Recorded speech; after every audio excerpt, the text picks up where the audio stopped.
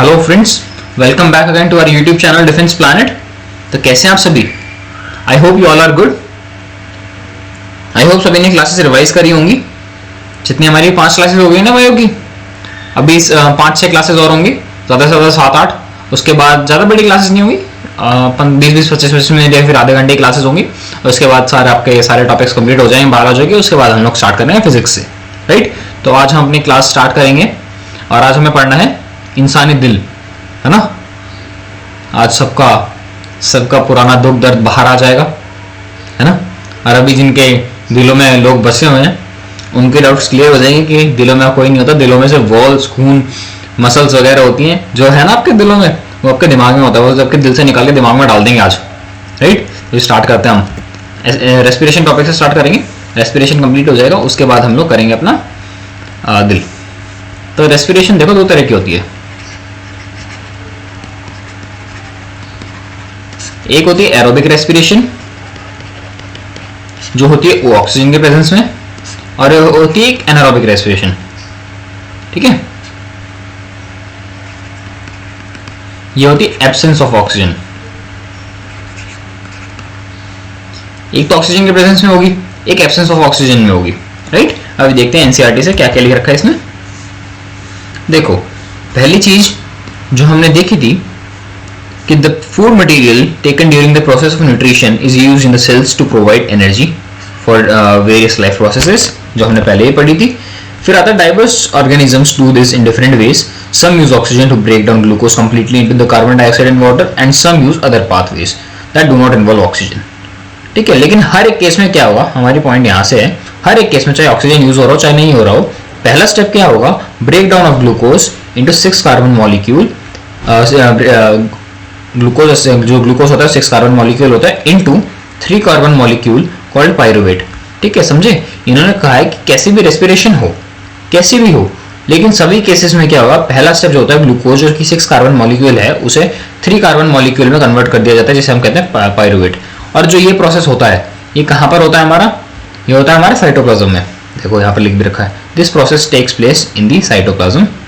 Further, the pyruvate may be converted into ethanol and carbon dioxide. This takes place in yeast during fermentation. अभी नीचे chart दे रखा है NCERT में, वो आपको समझाऊंगा ना, तो वो सारी चीजें ढंग से समझ में आ जाएंगी। अभी इसकी थ्योरी है। Since the process takes place in the absence of oxygen, therefore it is called anaerobic respiration. Breakdown of pyruvate using oxygen takes place in mitochondria. ये सारी चीजें ध्यान रखनी है। The process breaks up the 3 carbon pyruvate molecule to give 3 molecule of carbon dioxide. The other product is water. Since the pyruvate takes place in the presence of air, oxygen, it is called aerobic respiration. The release of energy in the aerobic respiration is a lot greater than the anaerobic respiration. Sometimes when there is a lack of oxygen in our muscles, another pathway for breakdown of pyruvate is taken. Here the pyruvate is converted into lactic acid, is also 3 carbon molecule. Lactase, जब आपके cramps आता है lactic acid बनता है ना। अभी मैं आपको समझाता हूँ कैसे बनता है, क्यों बनता है। This buildup of lactic acid in our muscles during the sudden activity causes cramps, right. अभी देखो क्या करते हैं। देखो, पहला जो कार्बन ग्लूकोज था 6 कार्बन मॉलिक्यूल, उसका काम क्या था, अरे एक सेकेंड, पहला ग्लूकोज हमारा 6 कार्बन मॉलिक्यूल, उसे 3 कार्बन मॉलिक्यूल में तोड़ना होता है, ठीक है। और जो हमारा टूटता है ये साइटोप्लाज्म में ट्रिक होता है, ये प्रोसेस हमारे साइटोप्लाज्म में होता है। और जब पायरुवेट बनता है तो हमारी थोड़ी सी एनर्जी निकलती है, ठीक है। इसके बाद 3 चीजें आती हैं।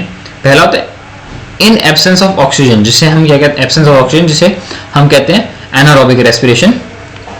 कहाँ पर होता है, यीस्ट में। और क्या क्या बनता है, इथेनॉल, कार्बन डाइऑक्साइड, एनर्जी। ये आपका डायरेक्टली क्वेश्चन बनता है, आपने याद होगा सीडीएस में आया था, ये 2021 में आया था कि नहीं आया था। फिर दूसरा, लैक ऑफ ऑक्सीजन कहाँ पर होता है, मसल सेल्स में। इसमें जब ऑक्सीजन नहीं मिलता, हम ज्यादा रनिंग कर लेते हैं बहुत ज्यादा, या फिर कोई एक्सरसाइज कर लेते हैं, तो वहाँ पर ऑक्सीजन कम मिलता है ना मसल सेल्स को, तो वहाँ पर क्या बनता है, क्रैम्प्स आ जाते हैं। किसकी वजह से, लैक्टिक एसिड बनता है हमारी मसल्स में, ठीक है, और एनर्जी भी निकलती है।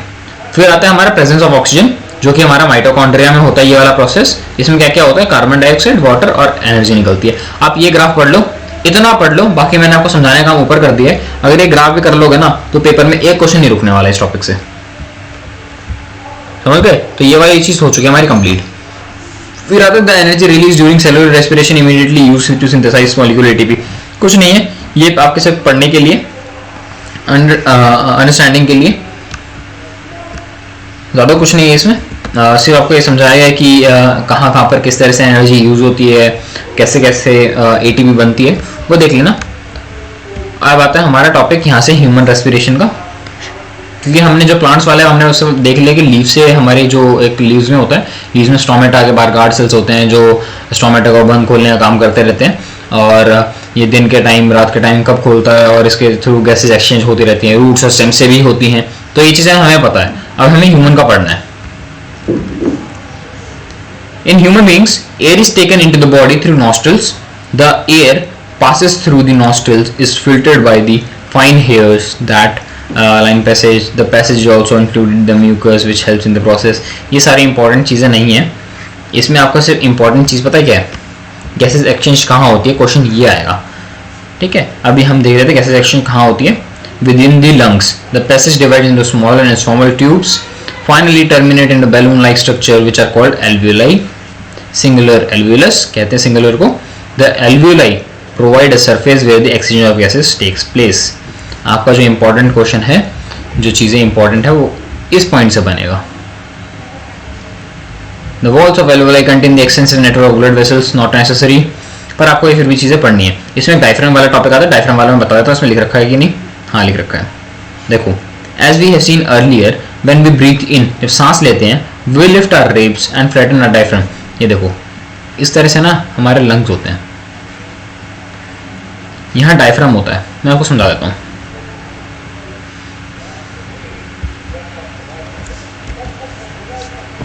देखो,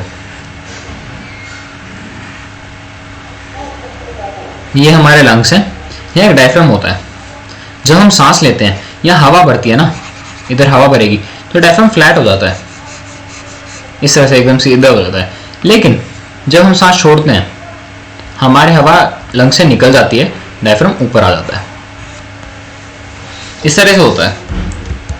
तो आपका इंपॉर्टेंट यही था, जो चीज़ थी कि हम सांस लेते हैं तो हमारा डायफ्राम रिलीज हो जाता है as a larger as a result because of this air structure in the lungs. ये सारी चीज़ें आप पढ़ लेना, जो सुना था मैंने समझा दिया इस पॉइंट से। अब हम अपना चलते हैं दिल की तरफ। ये हो गया हमारा ट्रांसपोर्टेशन इन ह्यूमन बींग्स। कुछ नहीं है इस वाले में, इस वाले में सारी चीज़ें हैं, ये आप पढ़ेंगे। मैं आपको अभी समझाता हूँ कि दिल कैसे काम करता है। तो भैया हम दिल का डायग्राम बना लेते हैं जैसा आप चाहते हैं।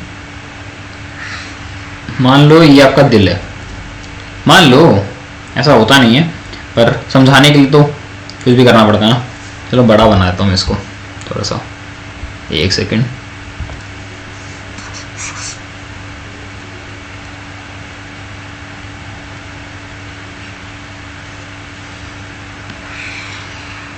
समझाने के लिए तो कुछ भी करना पड़ता है, तो सिर्फ 4 हिस्से कर लेते हैं। ऐसे समझ में आएगा आपको, ना आएगा नहीं। यहाँ पर है कोई लड़की, यहाँ पर भी कोई लड़की, यहाँ पर भी कोई लड़की, यहाँ पर भी कोई लड़की, ये लड़कों का दिल। यहाँ कोई लड़का, यहाँ कोई लड़का, यहाँ कोई लड़का, यहाँ कोई लड़का, हाँ ये लड़कियों का दिल। ऐसा समझ ले नहीं, ऐसा कुछ नहीं होता।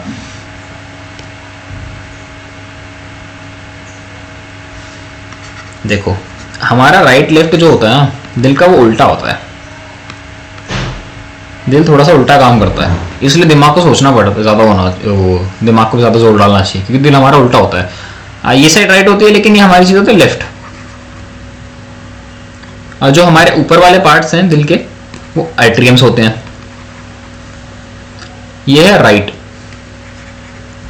एट्रियम, ये है राइट वेंट्रिकल, ये है लेफ्ट वेंट्रिकल। अब 2 टर्मिनोलॉजीज हैं, पहली आती है आर्टरी। आर्टरी क्या करती है, अब देखो ए से क्या है, आर्टरी ए से अवे, इस तरह से ध्यान रखना। हार्ट टू बॉडी ब्लड लेके जाती है, और कौन सा, ऑक्सीजनेटेड ब्लड, मतलब प्योर ब्लड। लेकिन इसमें भी एक एक्सेप्शन है, वो होती है पल्मोनरी आर्टरी। जो कि डीऑक्सीजनेटेड ब्लड लेके जाएगी। फिर वैसे ही हमारे पास आती है वेन्स, लेकिन और ये हार्ट में लेके जाएगी। जो देखो एक चीज टर्मिनोलॉजी है पल्मोनरी, पल्मोनरी से अब जहां पर भी आपको वर्ड दिखेगा मतलब वो लंग्स की तरफ जा रही है या लंग से आ रही है, ठीक है। तो जैसे पल्मोनरी आर्टरी थी, ऑक्सीजनेटेड ब्लड लेके जा रही थी हार्ट टू बॉडी, लेकिन पल्मोनरी आर्टरी होगी तो ये हार्ट टू लंग्स लेके जा रही है, लंग्स की तरफ है। फिर आती है हमारी वेन्स होती है बॉडी टू हार्ट, ब्लड लेके जाती है। और ये कौन सा, डीऑक्सीजनेटेड ब्लड, राइट। और ये होता है यानी इम्प्योर ब्लड। और इसमें भी एक एक्सेप्शन आता है, पल्मोनरी वेन एक्सेप्शन है, ये लंग से आ रही होगी। ओके, तो अभी हम हार्ट की तरफ चलते हैं, डायग्राम समझ लेते हैं। तो भैया देखो हमारे लेफ्ट साइड होता है ना, राइट साइड होता है ना ये वाला, इसमें हमारा होता है, ब्लू से लिख लेता हूं इम्प्योर वाला, समझ में आ जाएगा। इम्प्योर ब्लड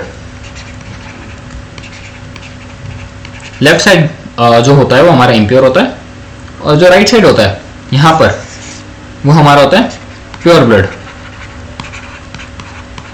अब एक डायग्राम और बना लेते हैं।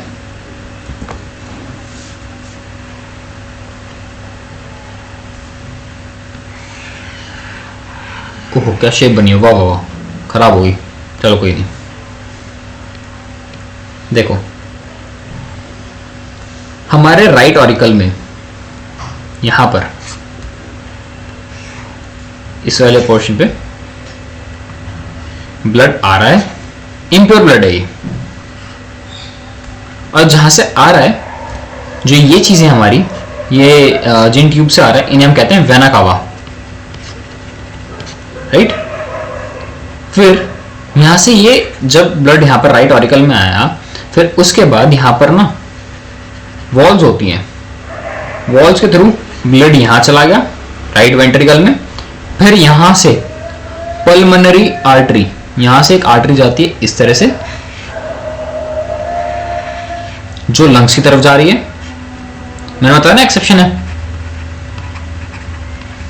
ये हमारा इम्प्योर ब्लड लेके जा रही है लंग्स के पास। यहां लंग्स है हमारा, प्योरीफायर बैठा है, आरओ, ये बैठा है हमारा कैंट का आरओ। क्या हो गया, चल क्यों नहीं रहा ये?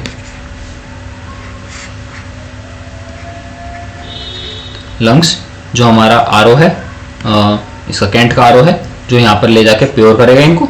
फिर वहां से हमारी आएगी लेफ्ट, यहाँ पर फिर आता है एक राइट से लिखनी है। ब्लड प्योर हो गया, फिर यहां से हार्ट में आया, किसके थ्रू आया, अरोटा के थ्रू।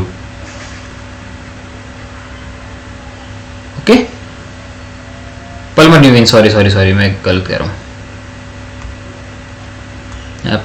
यहां से हमारा ब्लड आया पल्मोनरी वेन के थ्रू, और यहां हमारा हुआ लेफ्ट एट्रियम। फिर यहां से फिर वॉल्व खुली लेफ्ट वेंट्रिकल में गया, और लेफ्ट वेंट्रिकल से यहां से अरोटा, यहां पर अरोटा है, यहां से ब्लड निकला और बॉडी में चला गया, पूरी बॉडी में। अब सबसे ज्यादा स्ट्रॉन्गेस्ट पार्ट आप भी समझ लो, पूरी बॉडी में यहां से ब्लड ट्रांसफर करना है, तो सबसे ज्यादा काम था किसका हुआ, लेफ्ट वेंट्रिकल का। तो सबसे ज्यादा स्ट्रॉन्गेस्ट पार्ट कौन सा हुआ, लेफ्ट वेंट्रिकल हुआ, ठीक है। वैसे एक्चुअली यहां से नहीं निकलती है अरोटा इस तरह से निकलती है, ऊपर से, इधर से ऐसे, लेकिन आपको समझाने के लिए मैंने बताया सिर्फ ये, ठीक है।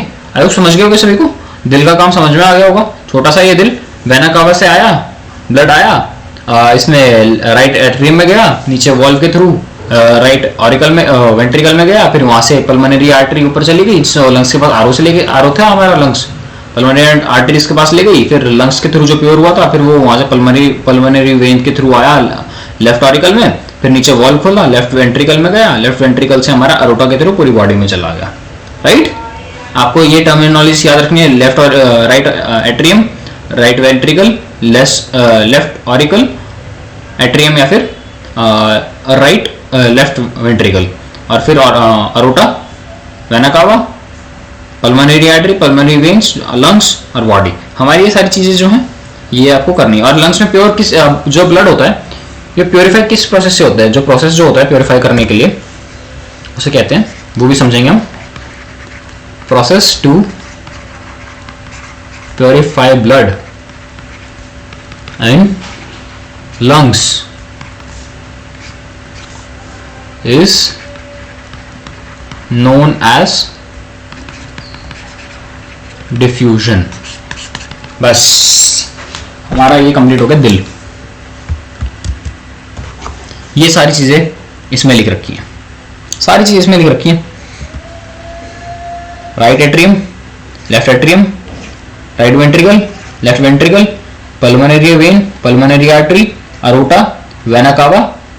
ठीक है, वेना कावा में दो तरह के होते हैं, एक लोअर होता है एक अपर होता है, इसे सुपीरियर भी कहते हैं। जैसे मैंने इसमें बताया ना, अभी डायग्राम में आपको बताया कि वेना कावा से आ रहा है, तो वेना कावा ये वाली अपर है, ये वाली लोअर है, या फिर इसे हम सुपीरियर बोलते हैं। ओके, और ये वही प्रोसेस समझा रखा है। अब हमारा आता है सिस्टोलिक और डायस्टोलिक। अब इसको कैसे समझाऊं मैं। हाँ देखो, ब्लड प्रेशर होता है हमारा नॉर्मली 120/80। एचजी का देखते हैं हम नॉर्मली, मरकरी से देखते हैं। अब देखो एक बार वो करता ना, जब बॉल को आप दबाते हो और खोलते हो, वो एक स्पॉन्ज की बॉल है, तो जो चीज़ आती है ना, वैसे हार्ट एक काम करता है। जब खून आगे की तरफ जा रहा है, यानी जब हार्ट कम वो है, मतलब आपने एक स्पॉन्ज को बॉल को दबाया, वैसे हार्ट जब दबा उसे हम सिस्टोलिक कहेंगे। ठीक है, और डायस्टोलिक जब हार्ट रिलीज हुआ, जब आपने बॉल को रिलीज किया, स्पॉन्ज की, फॉर एग्जांपल मानो एक ये स्पॉन्ज की बॉल है। ठीक है, आप उसको स्पॉन्ज की बॉल को दबा रहे हो, ये टाइट हो गई ना, एकदम स्क्वीज हो गई, स्क्वीज होगी, उस प्रेशर को हम कहेंगे, जैसे हार्ट स्क्वीज होगा, स्क्वीज कहेंगे तो उसको हम कहेंगे डायस्टोलिक, फिर सिस्टोलिक, सॉरी। और जब रिलैक्स करेगा, जब हम रिलैक्स कर देंगे इसको, तो बॉल वापस अपने पोजीशन रीगेन कर लेगी, रिलैक्स हो जाएगी, और वैसे ही हार्ट रिलैक्स हो जाएगा तो हम उसे डायस्टोलिक कहते हैं। इसमें लिख रखा है ना, the pressure of blood inside the artery during the ventricular contraction, contraction time systolic pressure और रिलैक्सेशन डायस्टोलिक प्रेशर। आपको सिर्फ इतना याद रखना है, 120 सिस्टोलिक और ये 80 डायस्टोलिक। राइट, आप इतना ध्यान रखना बहुत है। मेंटेनेंस ऑफ प्लेटलेट्स ये आप पढ़ेंगे सारी चीजें। lymph, there are another type of fluid which is known as fluid, this is another type of fluid also involved in transportation called lymph tissue fluid। ज़्यादा इंपॉर्टेंट नहीं है, सिर्फ आपको ध्यान रखना कि एक और टाइप ऑफ, एक जैसा ब्लड होता है ना, उसी में एक टाइप ऑफ फ्लूइड होता है जिसे हम lymph कहते हैं, जो ट्रांसपोर्टेशन का ही काम करता है through the pores went in the walls of capillaries, amount of plasma, protein, blood cell escape into the intercellular spaces in the tissue to form a tissue fluid lymph। कुछ important नहीं है, बस याद रखो एक और फ्लूइड है जो ट्रांसपोर्टेशन का काम करता है, जो क्या कौन सा ट्रांसपोर्ट करता है, it is similar to plasma but blood contains colourless, blood but colourless and contains less protein. जैसे हमारा प्लाज्मा होता है ना, प्लाज्मा कलरलेस होता है, एक तरह का लिम्फ भी वही होता है, लेकिन इसमें प्रोटीन कम होते हैं, बस इतना याद रखो और कुछ जरूरी नहीं है। फिर हम देख ले ट्रांसपोर्टेशन, और ट्रांसपोर्टेशन के बाद हमारा एक्सक्रीशन बचेगा शायद, हाँ एक्सक्रीशन बचेगा। ट्रांसपोर्टेशन किस तरह से होता है, जाइलम फ्लोएम, याद है, transportation of food and other substances. हमने जाइलम फ्लोएम हमने अच्छे से कंप्लीट कर लिए ये टॉपिक, ये करने वाला नहीं है, कभी कोई ये भी कराओ। हमने जाइलम फ्लोएम में देखा था, और मेरे को बताओ वो कौन सा है, क्लोरीन काइमा, कॉलिन काइमा, आयरन काइमा, ये क्या होते हैं, समझ गए। हमने चीजें कर ली, ये पुरानी क्लास की किताब है, छोटी क्लास की किताब है, वो हमारी बड़ी क्लास की किताब थी एनसीईआरटी। तो अभी ये मेरे को बताओ ये वाली चीज जाइलम फ्लोएम क्या काम करते हैं, दोबारा नहीं होगा, डाउट होगा तो करवा दूंगा, अगर आप सबको डाउट आ रहा है तो। We have already discussed excretion, छोड़ो एक्सक्रीशन यहाँ से करते हैं। The excretion of human beings includes pair of kidneys, राजमा नहीं है ये, किडनी है। A pair of ureters, a urinary bladder, ये यूरेटर्स है, एक यूरिनरी ब्लैडर ये रहा, कहाँ गया, एंड अ यूरेथ्रा, ये यूरेथ्रा, ये वाला। Kidney are located abdomen, each other side backbone, urine produce in kidneys pass through. अरे ये देखो, ये ना ब्लड प्योरीफाई करने का काम करता है, इतना ध्यान रखना। जो किडनी होती है हमारी ब्लड प्योरीफाई करने का काम करती है, बाकी सारा जो इम्प्योर होता है वो यूरेटर से आता है, यूरिनरी ब्लैडर से, और यूरेथ्रा से निकल जाता है। सिर्फ ये काम है। हाँ, और इसके अंदर हर किडनी में एक ये होता है, स्ट्रक्चर ऑफ नेफ्रॉन होता है। नेफ्रॉन क्या काम करता है वो देख लेते हैं। Each capillary cluster kidney associated with the cup shaped and coiled tube called women's capsule that collects filtrate. Filter होता है, उसका फिल्टर कलेक्ट कर लेता है। Each kidney has large number of these filtration units called nephrons tied close each other. Some difference initial filters such as glucose, amino acids, selective absorb. देखो क्या है कि ना सिंपल है, किडनी में हमारा जब प्योरीफाई होता है तो प्योरीफायर का काम करता है। जैसे हमने लंग्स को देखा था, लंग्स हमारा प्योरीफायर है, वैसे किडनी का प्योरीफायर हमारा जो होते हैं नेफ्रॉन होते हैं। नेफ्रॉन चीज़ें कलेक्ट कर लेता है, अमीनो एसिड वगैरह वो सारी चीज़ें सोख लेता है, बाकी सारा वेस्ट निकाल देता है यूरेटर्स की तरफ। यूरेटर्स से जाके फिर यूरिनरी ब्लैडर में, यूरिनरी ब्लैडर से हमारा निकल जाता है यूरिन, और वो निकलता है यूरेथ्रा से, राइट। तो ये हमारा एक्सक्रीशन भी कंप्लीट हो गया। ज़्यादा इंपॉर्टेंट देखो, मैं दोबारा लिख के समझाता हूँ आपको। देखो ये किडनी में बोमेन्स कैप्सूल्स या फिर नेफ्रॉन्स की बेसिक यूनिट है बोमेन्स कैप्सूल। कॉइल्ड स्ट्रक्चर होता है जो सारी चीज़ें एब्जॉर्ब कर लेता है। अब इसमें जो हमारा ब्लड, जो वेस्ट वगैरह था, खाना वगैरह था, वो सारी चीज़ें, ब्लड वगैरह था, वो यहाँ पर सारी चीज़ें निचोड़ ली गई, सारी चीज़ें निचोड़ ली गई। फिर जो वेस्ट था वो निकाल दिया गया हमारा यूरेटर से, यहाँ यूरिनरी ब्लैडर में कलेक्ट हुआ, फिर हमने यूरिन के थ्रू यूरेटर से पास कर दिया। तो ये हमारा एक्सक्रीशन का प्रोसेस है। बस इतना ही ध्यान रखना आपको। आर्टिफिशियल किडनीज, ये आपने पढ़ा होगा, ये वाला प्रोसेस क्या कहते हैं इसको, बताएंगे सभी मेरे को।